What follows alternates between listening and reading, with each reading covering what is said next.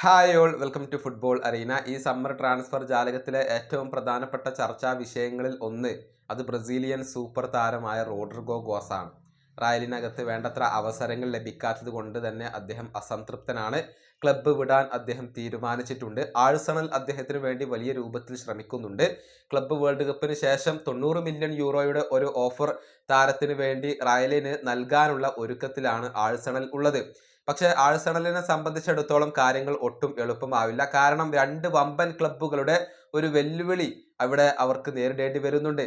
Manchester സിറ്റിയും PSG ഈ Brazilian താരത്തിന് വേണ്ടി ശ്രമിക്കുന്നുണ്ട് എന്ന റിപ്പോർട്ടുകളാണ് ഇപ്പോൾ പുറത്തേക്ക് വന്നിട്ടുള്ളത്. ESPN ബ്രസീലാണ് ഇക്കാര്യം റിപ്പോർട്ട് ചെയ്തിട്ടുള്ളത്.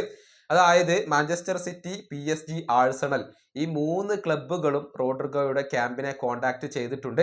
റോഡ്രിഗോയുടെ ഏജന്റ് ഈ മൂന്ന് ക്ലബ്ബുകളുമായും ഇപ്പോൾ ചർച്ചകൾ നടത്തുന്നുണ്ട് എന്നാണ് ESPN ബ്രസീൽ റിപ്പോർട്ട് ചെയ്തിട്ടുള്ളത്. ഇനി താരത്തെ കൺവിൻസ് ചെയ്യിക്കുന്ന ടീം ഏതാണോ അതിലേക്കായിരിക്കും റോഡ്രിഗോ പോവുക. പക്ഷേ ആഴ്സണൽ വലിയ രൂപത്തിൽ അദ്ദേഹത്തിന് വേണ്ടി ശ്രമിക്കുന്നുണ്ട്. സൗദി ക്ലബ്ബായ അൽ നസറിന് താല്പര്യമുണ്ടായിരുന്നു. പക്ഷേ അൽ നസറിന്റെ നീക്കം റോഡ്രിഗോ മുളയിലേ നുള്ളുകയാണ് ചെയ്തിട്ടുള്ളത്.